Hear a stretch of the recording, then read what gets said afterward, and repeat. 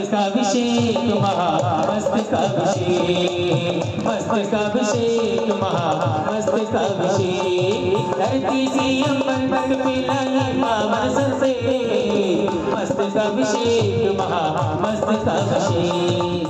धर्म स्नेही भव्यात्माओं, पुण्य फूला है, पुण्य फूला है, पाप का पतझड़। पुण्य फूला है, पाप का पतझड़, फल अनंत। ये गुरुदेव की हाइकू की पंक्तियां हैं और उसमें आगे जाके फल भी लगेंगे। ऐसे आचार्य भगवान कहते हैं कि जिसका पुण्य फूलता है तो उसका पाप का पतझड़ होता चला जाता है, और जब फल लगते हैं तो वे अनंत के रूप में फल लगते हैं। और जिसके पुण्य होते नहीं हैं, पाप का उदय होता है तो दर दर की ठोकरें उसको खाना पड़ती हैं। एक कथा के माध्यम से एक व्यक्ति की व्यथा आप लोगों के सामने आने वाली है। भरत क्षेत्र की बात है, लेकिन वो है जम्बूद्वीप वाली बात नहीं है। पुष्कराज क्षेत्र का जो भरत क्षेत्र है वहाँ की बात है। एक विशाल नगर था, वहाँ का राजा बड़ा प्रतापी धर्मात्मा, और बड़े बड़े धर्मात्मा पुरुष में रहते थे। सभी लोग संपन्न थे, लेकिन उसी नगर में एक व्यक्ति का ऐसा पाप का उदय था। दोनों दंपति और उसकी 3 पुत्रियां थीं। उसकी जो पत्नी थी वह कुरूपा थी और बड़ी झगड़ेलू थी। ऐसी दशा क्यों हुई? तो ये सब पूर्वकृत कर्म के उदय के फल है, पाप का फल है। और स्थिति ऐसी बनी कि उसको उस घर से निकलना पड़ा और परदेश गमन कर दिया। परदेश गमन करते करते एक जंगल में उसने देखा कि एक दिव्य छवि को धारण करने वाले निर्ग्रंथ मुद्रा के धारी मुनिराज वहाँ पर बैठे हैं और बहुत सारे विद्याधर आदि उनके निकट बैठे हैं। यह भी मुनिराज के पास जाकर के बैठ गया और उन मुनिराज से निवेदन करता है कि महाराज,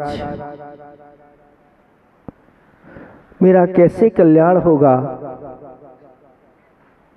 महाराज ने धर्म का उपदेश दिया। धर्म के माध्यम से यह संसारी जीव संसार के दुखों से छूट करके उत्तम स्वर्ग आदि गतियों को प्राप्त होता है और आगे जाकर के मोक्ष का अधिकारी हो जाता है, सर्व सुखी हो जाता है। उसके बाद फिर पुनः दुख नहीं आता है। और महाराज ने उस धर्म के स्वरूप बताए कि एक श्रमण का धर्म होता है तो दूसरा श्रावकों का धर्म होता है। श्रमण का धर्म तो संपूर्ण रूप से सभी पापों का त्याग रूप हुआ करता है, और श्रमणों का धर्म कैसा होता है? तो उन्होंने बताया कि सबसे पहले मूल होना चाहिए। श्रावकों का मूल क्या है? तो कहते हैं मूल गुण पहले होना चाहिए। मूल माने जड़ होती है, और जड़ होगा तो तना होगा, और तना होगा तो फिर डालियां पत्तियां, फल फूल आदि जो भी हैं वो सब होंगे। और जड़ अगर किसी ने कहा है कि बर्क सोने का चढ़ा कंगन पर, बर्क सोने का चढ़ा कंगन पर, तो वह कंगन क्या खरा होगा?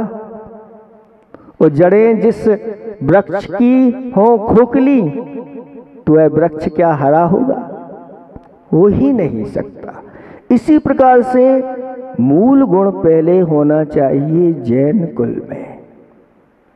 और मूल गुण कौन से होते हैं? तो अष्ट मूल गुण होते हैं। हमने तो सुना है कि द्रव्य आदि के माध्यम से ही धर्म होता है, और जो व्यक्ति है वो कभी दरिद्र है तो वो धर्म कर ही नहीं पाएगा। तो महाराज ने कहा कि ऐसी बात नहीं है। धर्म सभी जीव कर सकते हैं, चाहे वह दरिद्र हो चाहे धनवान हो। धनवानों के लिए वह धन आदि देकर के परोपकार आदि के कार्य करते हैं, उनके माध्यम से धर्म होता है। लेकिन जिसके पास धन आदि नहीं है, वह धनवानों की दान की प्रशंसा करके, ताली बजा करके, उनकी बार बार अनुमोदना करके, वह भी अपने आप को धीरे धीरे धनवान की ओर वह बढ़ सकता है। यहाँ तक कि जो शास्त्रों में वर्णन आया है कि अपने पास जो कुछ भी है उसमें से अगर हम जैसे 4 रोटी खाने के लिए आपके पास हैं, इतने गरीब तो नहीं हो कि खाने की व्यवस्था, उसी में से अगर 1 रोटी भी अगर आपने दान कर दी तो भी आपका पुण्य बढ़ना प्रारंभ हो जाता है। इसलिए ये कभी इंतजार नहीं करना चाहिए कि जब मेरे पास बहुत सारा धन हो जाएगा तभी। कुछ लोग तो ऐसे भी होते हैं जो गुरुओं के पास पहुंच जाते हैं। कल हमारे लिए एक घटना सुना रहे थे, एक सज्जन यहीं बैठे हुए हैं और वे गुरुदेव के पास पहुंच गए। कहाँ? बड़े बाबा के पास गुरुदेव थे। बड़े बाबा की चाबी ऊपर लगना थी मंदिर की, और इंतजार था कि जो दानी लोग हैं, धनाढ्य लोग हैं, ऐसे धनाढ्य के द्वारा कोई आ जाए और ये चाबी के लिए। लेकिन गुरुदेव के पास एक ऐसे सज्जन पहुंचे जिनके पास देने के लिए थी नहीं व्यवस्था। लेकिन जब गुरुदेव के चरणों में जो पहुंच जाता है, उनकी छवि को देखता है, तो बहुत कुछ करने का भाव उसका हो जाता है। और गुरुदेव के पास पहुंच करके गुरुदेव से वह कहते हैं, गुरुदेव मुझे चाबी रखना है, बड़े बाबा की चाबी रखना है, लेकिन है नहीं कुछ हमारे पास। बोलो, ऐसे भी लोग हैं। और कितना,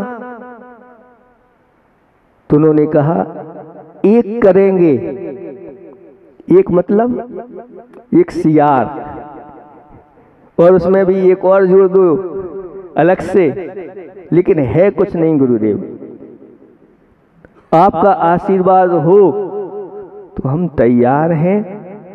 और गुरुदेव ने उनको आशीर्वाद दिया और बड़े बाबा की चाबी उन्होंने रखी। और गुरुदेव का आशीर्वाद ऐसा हुआ कि जो वो काम करते थे, जो मिट्टी आदि निकलती थी, उसकी कोई कीमत नहीं होती थी, लेकिन बड़े बाबा के लिए चाबी रखी और गुरुदेव का आशीर्वाद हुआ। एक व्यक्ति उस मिट्टी को खरीदने के लिए आ गया। विचार करो, और लगभग कितने टन उन्होंने बताई, इतनी टन, क्योंकि उस मिट्टी में लोहा था। ये फेंक देते थे। उसने कहा, इतनी ये लो, अभी भर करके दे रहे हैं, आप तो हमारे लिए इतनी मिट्टी प्रदान करो। ऐसा पुण्य जागृत होता है। कहते हैं जब पुण्य फूलता है तो फिर ऐसे ही पाप का पतझड़ होता है और सारी व्यवस्थाएं मिलने लग जाती हैं। तब महाराज ने उसको उपदेश दिया कि कोई बात नहीं, एक व्रत करो। उस व्रत का नाम है पुरंदर व्रत। पुरंदर का अर्थ होता है जिस व्रत को करने से इंद्र पद की प्राप्ति होती है। कैसे करना महाराज? तो महाराज ने कहा कि 12 महीने में किसी एक माह में शुक्ल पक्ष में एकम से लेकर के अष्टमी तक उपवास करना है और प्रतिदिन भगवान का महामस्तका अभिषेक आदि करके, पूजन आदि करके इस व्रत को जो करता है वह आगे जाकर के इंद्र पद को प्राप्त करता है, इंद्र का वैभव प्राप्त करता है और फिर वहां से आकर के यहाँ मनुष्यों के वैभव प्राप्त करके मोक्ष पद प्राप्त कर लेता है। वह कहता है महाराज हमारे पास ऐसी कोई व्यवस्था है ही नहीं, हम काय से अभिषेक करेंगे, क्या करेंगे, भगवान को क्या चढ़ाएंगे आदि आदि। तो महाराज ने कहा कोई बात नहीं, नहीं है व्यवस्था, जिनको पास इस प्रकार की तो वह उस व्रत को डबल कर लें तो भी वह उसको प्राप्त कर लेंगे। वहीं पर बहुत सारे विद्याधर बैठे थे, ये सब दृश्य देख रहे थे, सुन रहे थे और उन विद्याधरों ने देखा कि ये दरिद्र है लेकिन महाराज के पास आया है, इतनी बात करता है, चर्चा करता है और उन लोगों के भाव हो गए। उससे कहा चलो तुम हमारे साथ, हम तुम्हारे लिए वह पुरंदर व्रत कराएंगे।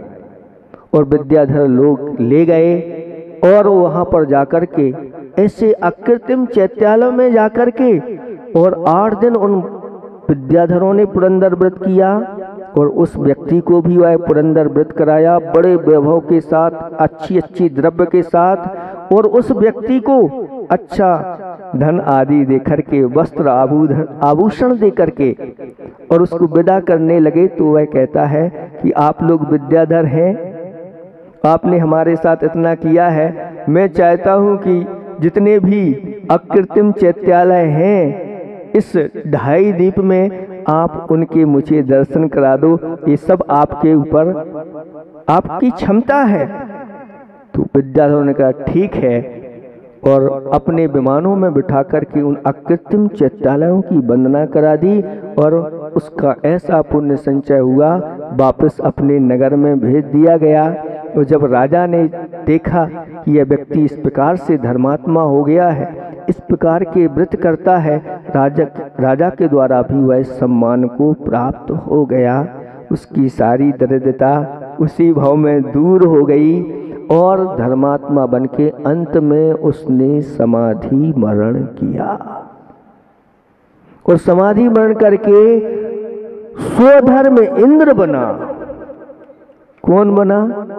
स्वधर्म इंद्र बना। अब वहां से वह आएगा, एक भाव धारण करेगा और यहां से मोक्ष की प्राप्ति हो जाएगी। पुण्य फूला है, पाप का पतझड़, फल अनंत। देव शास्त्र गुरु के प्रति जितना कर सको करो, बस वही तुम्हारा है। और ये तुम्हारे साथ ऐसा जाएगा कि आप जंगल में भी जाओगे तो जंगल में आपको नगर बसाने की जरूरत नहीं, देवता लोग आकर के नगरियों की रचना कर देते। कहीं भी दुनिया में चले जाओगे आपके वह पुण्य आपका ऐसा उदय में आता है, आपको करने की जरूरत नहीं है। जैसा सुबह सुबह इनको उपदेश दिया कि यहाँ ये वैभव नगर है तो भगवान का वैभव भी सामान्य नहीं होना चाहिए, नगर के अनुरूप होना चाहिए। और जब जो 3 लोक के नाथ हैं उनके लिए उनका अभिषेक शांति धारा आदि उत्तम वस्तुओं से होना चाहिए। वो जो उत्तम वस्तुओं से भगवान के अभिषेक शांति धारा आदि या जनालय के लिए उत्तम वस्तुएं प्रदान करता है, उसको इसी भाव में ही उत्तम वस्तुएं मिलना प्रारंभ हो जाती हैं। जब पुण्य उसका पूर्ण रूप से उदय में आता है तो बने हुए उसके लिए स्वर्ग में मणिमय, स्वर्णमय, रत्नमय उसके लिए महाप्रासाद मिलते हैं। और वहाँ से आता है तो 9 निधियाँ जैसी 14 रत्न आदि की प्राप्ति होती है। इसलिए इसमें किसी प्रकार से सूचना नहीं। इतना तो मान के चलो कि अगर हमें अपनी सुरक्षा करना है तो हमारे पास जो धन है, अगर आपके पास उसकी आवश्यकता है तो उसमें से अपने पास आवश्यक रख लो, लेकिन 25% तो आप दान के लिए निकाल के रखो, क्योंकि वह 25% आपके पाप धोने के लिए है वर्तमान के, और भविष्य के लिए वह पुण्य संचय कराने वाला है। इसलिए इस हाइकू को आप याद रखेंगे। पुण्य फूला है, पाप का पतझड़, फल अनंत। आप अच्छी तरह से इन व्रतों आदियों को अपने इस मनुष्य जीवन की सार्थकता ऐसी में है। 6 चीजें ऐसी हैं, व्रत पूजा तपोदानम संयमोर अर्हत पूजनम। ये 6 चीजें दुखों को जड़ से नाश करने वाली हैं। कौन सी? व्रत। कोई अपने जीवन में व्रतों को अंगीकार करना या व्रतों का पालन करना, या जो व्रत बताए हैं पुरंदर आदि 10 लक्षण आदि अनेक प्रकार के व्रत होते हैं, वो व्रत करना। व्रत शील को धारण करना, दान करना, पूजन करना, संयम को अंगीकार करना और जिनेंद्र भगवान की और अपने जीवन में तप को करना। ये 6 ऐसे हैं जो जड़ से अपने दुखों को नाश करने वाले हैं। इसलिए ये मनुष्य जीवन की सार्थकता इसी में है। आप लोग करिए, और जिन जिन के मूल गुण अभी नहीं हुए हैं उनको भी अब मन बना लेना चाहिए। आपके जो प्रथम पंच कल्याणक होने वाले हैं निर्वाणा में, उस दिन 11 तारीख को रविवार को मूल संस्कार विधि भी रखी गई है।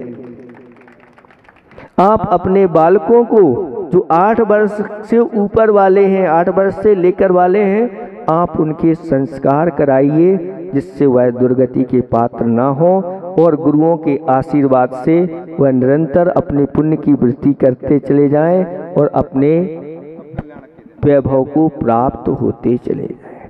लेकिन व्यवस्था उनकी बनाई है जो अविवाहित हैं। विवाहित वालों को तो हम अलग से कर देंगे आकर के। हाँ, ये कह रहे हैं विवाहित जो हो गए उनका तो बिना कराए ही मुंडन अनुभवी है। धीरे धीरे सब बाल झड़ जाते हैं, लेकिन ये बाल झड़ना, अगर आगे से किसी के बाल झड़ रहे हैं और उसका चांद निकल रहा है, समझ लेना उसका पुण्य बढ़ता चला जा रहा है। पुण्यात्मा के ही ये चांद निकलती है, इसलिए घबराना नहीं। झड़ जाएं तो बहुत अच्छे, आगे आगे के झड़ जाएं, पीछे की आगे का पंडाल उखड़ भी जाए तो कोई चिंता की बात नहीं, वो शुभ सूचक है। आप लोग ऐसे ही पुण्य का संचय करते चले जाएं। बहुत समय आपका हो गया है। इन्हीं भावना के साथ अहिंसा परमो धर्म की